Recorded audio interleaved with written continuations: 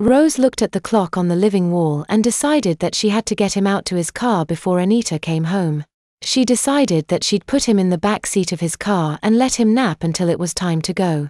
Then she'd drive him home and have a long talk with his mother. Her instinct told her that the same magical change in attitude that had been worked on her would apply to his mother as well. One look at David's pants would be all it would take for his mother to see that she was right.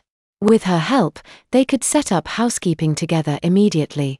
For some odd reason, she didn't want to abandon her boyfriend while he was in this condition. She was becoming maternally attached to him and wanted to be there to see to his every need.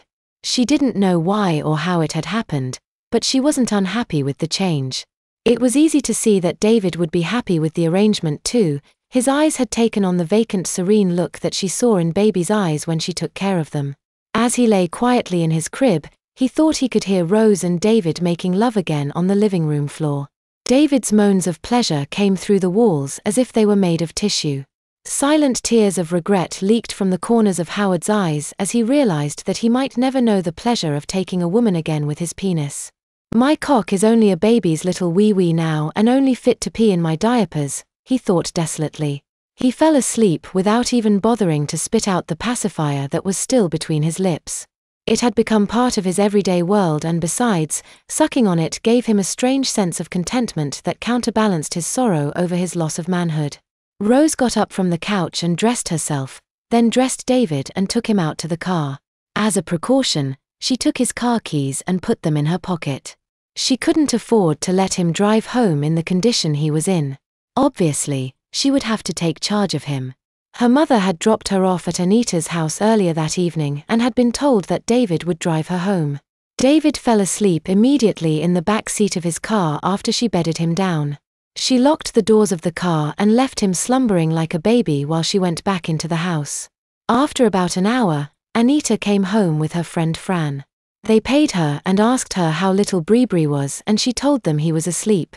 Then she left to drive David home. When Howard woke, the lights in the nursery were on and Anita and Fran were standing at the side of the crib. Their garments were disheveled and wrinkled as if they had a wild night on the town. Howard noticed the stains of sweat on the fabric of their blouses underneath their armpits as if they had been exercising earlier in the evening. Howard surmised that they must have gone to some kind of dance club and had been drinking. Their eyes shone with an alcoholic glaze and they swayed slightly from side to side as they stood in front of his crib. From all appearances, they were somewhat more than mildly intoxicated. Anita spoke and said with slurred words, "Did Mommy's baby enjoy his night alone with the foxy babysitter?" "I'll bet he did." She laughed drunkenly and said, "I'll bet before the night was done, she had her hands in your pants several times, didn't she?" "Don't worry, sweetheart. She told me that you were a good baby and that she's available any time to take care of you. I think she likes you, sweetie pie." Anita giggled and continued, "It looks like you've made yourself a girlfriend." Anita put her arm around Fran's waist and drew her close, saying, "Fran and I had a marvelous time this evening and we're going to do it again soon. In the meantime, it's time for Mommy's baby to go beddy-bye, okay? Mommy and Aunt Fran are tired and want to go to bed. We'll see you in the morning. Good night, honey bunch." Anita and Fran left the nursery together and turned out the light.